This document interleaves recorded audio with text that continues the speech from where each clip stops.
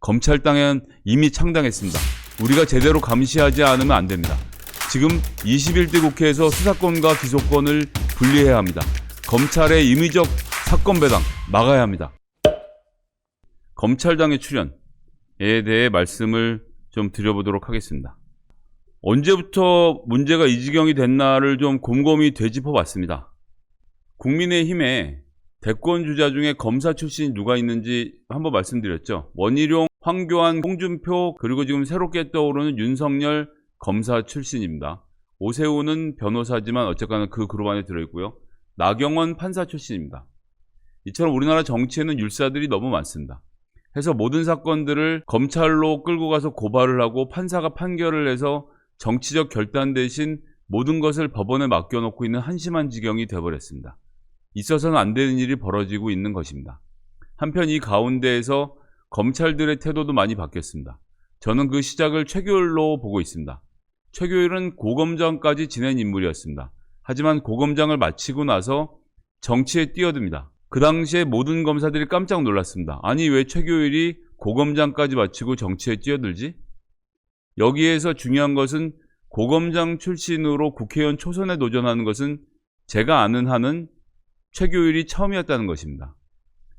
이전에 안대희 중수부장 같은 경우 얘기를 하지만 안대희 중수부장은 2006년에 검찰을 떠나서 정치에 본격적으로 개입하기 시작한 것이 2011년, 12년으로 꽤나 오랜 시간이 지난 다음이었습니다.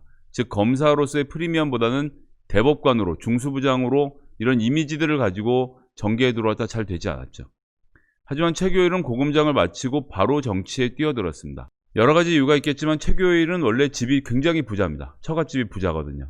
그래서 돈에 대한 욕심을 따로 낼 필요가 없었습니다. 그 전까지 검사장과 고검장을 마친 사람들은 은퇴를 검사장으로서 그만두고 은퇴를 하고 나면 변호사를 지내면서 검찰총장으로 자기를 불러주지 않을까 몇 년 서성대면서 기다리다가 검찰총장이나 법무부 장관으로 불려가는 경우도 있고 그렇지 않으면 변호사로 떼돈을 번 다음에 조용히 은퇴해서 여생을 마치는 것이 검사로서의 자존심이었던 시절이 있었습니다.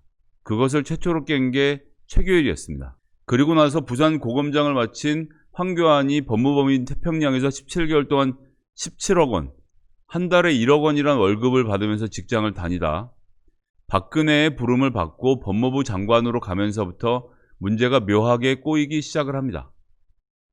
검찰이 법무부 장관 갈 때까지만 해도 그렇지만 국무총리가 되고 대통령 권한 대행이 되면서 황교안이 검사로서 정치인의 성공 가능성, 대권 도전 가능성이 점쳐지기 시작하면서 이거 뭔가 되겠는데?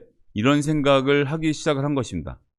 이 시작에는 이명박 정부의 탄생이 있습니다. 검사들은 BBK 사건을 무마해서 이명박을 대통령으로 만들어줬다라는 자부심이 있습니다. 이명박도 그것에 화답했고 윤석열 총장이 그래서 역대로 가장 쿨한 정부로 이명박 정부를 들었던 것입니다. 박근혜 정부가 탄생을 하고 조금 전에 말씀드린 대로 황교안이 정치를 시작하면서 주변에 있는 자기 떨거지들을 모으기 시작을 했습니다. 충북도당위원장으로 이번에 김봉현 건으로 구속이 된 윤갑근 의원도 고검장 출신이죠. 윤갑근은 성균관대의 황교안 후배입니다. 정점식, 이분은 통영에서 보궐선거를 통해서 국민의힘으로 들어왔죠. 황교안이 대표로 있던 시절이었습니다. 이 사람은 공안검사로 통합진보당의 해산 때 대리인으로 핵심적인 역할을 했던 검사입니다. 공안검사로 황교안의 후배이죠. 이 사람도 지검장 출신입니다. 유상범도 황교안 의원과 황교안 대표와 경기고등학교 선후배 사이로 가까운 사이로 알려졌습니다. 유상범 의원도 지검장 출신입니다. 즉 지금 말씀드렸던 3명의 지검장들은 또 하나의 공통점이 있습니다. 그것은 바로 우병우 사단이었다는 점입니다. 윤곽근 등은 우병우에 대한 수사를 제대로 하지 않으면서 한직을 떠돌다가 은퇴를 했던 경험을 갖고 있죠. 어쨌든 지검장은 변호사를 갔다가 검찰총장이나 법무부 장관을 노려본다는 기존의 속설을 완전히 깨고 정치로 바로 뛰어들게 되면서 지검장이 초선 국회의원을 하네? 이런 것들이 검사들 사이에서 생기기 시작을 한 겁니다. 즉 검사들이 생각하는 고검장과 지검장의 지위가 지검장역이 고검장 역이라고 하면 초선 국회의원은 한 여기쯤 있는 자리이기 때문에 지검장을 한 사람이 어떻게 쪽팔리게 국회의원을 하느냐라는 것이 기존의 생각이어서 지검장 이상은 은퇴를 하고 변호사로 가서 법무부 장관이나 검찰총장이 되기를 기다렸다. 그게 안 되면 그냥 돈을 많이 벌고 여생을 살았던 것이죠. 그런데 문제는 인류의 노화 방지 대책에서부터 시작이 되는 겁니다. 이제 40이면 청춘이고 환갑도 청춘이라고 얘기합니다. 우린 더 이상 이 잔치를 하지 않죠. 해서 50대 중반에 검사장을 마치고 나와서 10년 변호사 생활, 은퇴를 하던 패턴이 바뀌었습니다. 즉 55세에도 인생 이모작을 시작할 수 있는 나이라는 생각이 검사들 사이에서 생긴 겁니다. 그때부터 10년 고생하면 3선, 4선 의원이 될 수 있고 60대 중반에는 잘하면 서울시장이나 대권을 노려볼 수도 있구나 라는 그림이 그려지기 시작을 한 겁니다. 이때부터 검사들의 정치 참여가 본격화됐고 그것이 지금 들끓어 오르고 있는 겁니다. 이 와중에 윤석열 검찰총장이라는 사시 23기 하지만 나이가 많은 그 특출난 사람이 생겼습니다. 윤석열 총장은 국정원 댓글 사건과 삼성 그리고 박근혜 국정농단 사건을 지휘하면서 살아있는 권력인 박근혜의 심장에 칼을 꽂은 장본인입니다. 즉 살아있는 권력도 우리가 쳐낼 수 있다. 원래 검찰의 원칙은 살아있는 권력엔 절대 복종하면서 그 권력이 마지막으로 가면 그 권력의 비리를 모았다가 다음번 대통령이 당선되면 전직 대통령을 죽이는 방식으로 자신의 자리를 보존해 왔는데 살아있는 권력인 현역 대통령 박근혜를 치는 것을 자기들이 경험하면서 이거 이렇게 가면 우리가 직접 해볼 수도 있겠는데 라는 생각을 하게 된 겁니다. 그 와중에는 황교안과 조금 전에 말씀드린 윤곽근, 정점식, 유상범 등의 활약도 같이 포함이 된 거죠. 그럼 우리가 검찰당을 만들어서 활성화할 수 있겠구나. 이런 생각이 들기 시작을 한 겁니다. 하지만 윤석열이 검찰총장까지 하고 초선 국회의원이 되기는 죽기보다 싫은 상황이었는데 대권에서 본인의 지지율이 나오니 저기로 직행할 수 있겠구나라는 생각을 지금 하기 시작한 거죠. 조금 전에 말씀드린 안대희 이 중수부장도 정치에 뛰어들었던 이유, 소년 등과입니다. 22살, 3살, 5살의 검사가 돼서 남들보다 초고속 승진을 해서 50대 초반에 이미 검사장 자리를 달아버리니까 그리고 나와서 더 할 일이 없는 상태가 되는 사람들이 생긴 것입니다. 지금은 누가 있을까요? 바로 소년등과에 성공한 한동훈이 있습니다. 윤석열의 브레인이라고 불리는 한동훈, 검찰 내에서 이룰 것을 다 이뤘습니다. 한동훈이 그렇다고 50대 초반에 검사장까지 마치고 나와서 그냥 변호사로 개업해서 20년 동안 변호사 생활하기는 너무나도 심심한 상황이 된 겁니다. 전 그렇기 때문에 한동훈 검사는 이번 서울시장에 나서지는 않겠지만 다음번에는 국민의힘 강남 서초에서 출마를 할 것을 저는 장담을 하겠습니다.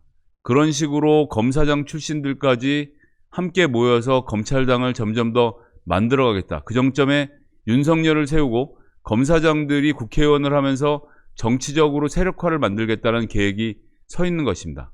얼마 전에 최강욱 의원이 관련된 법안을 제출한 것이 있습니다.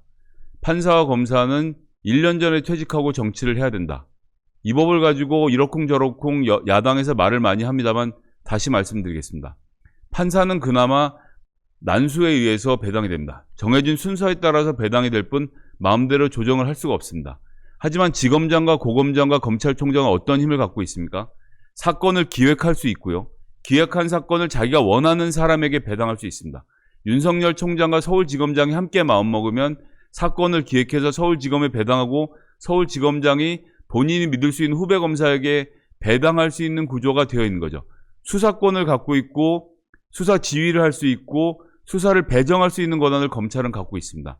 내가 2024년에 총선에 출마해야 되겠다고 마음먹은 검사가 2021년부터 준비를 할 수 있죠. 내가 성북에 출마를 해야 되겠다. 성북에 국회의원 누가 있지? 저 사람 있구나. 쟤를 잡자. 라고 노리고 사건을 만들 수 있는 것입니다. 그리고 검사들이 합당해서 검찰당을 만들자는 마음으로 합심해서 원하는 지역구에 원하는 정치인들을 노려서 타겟해서 기획수사를 할 수 있는 겁니다.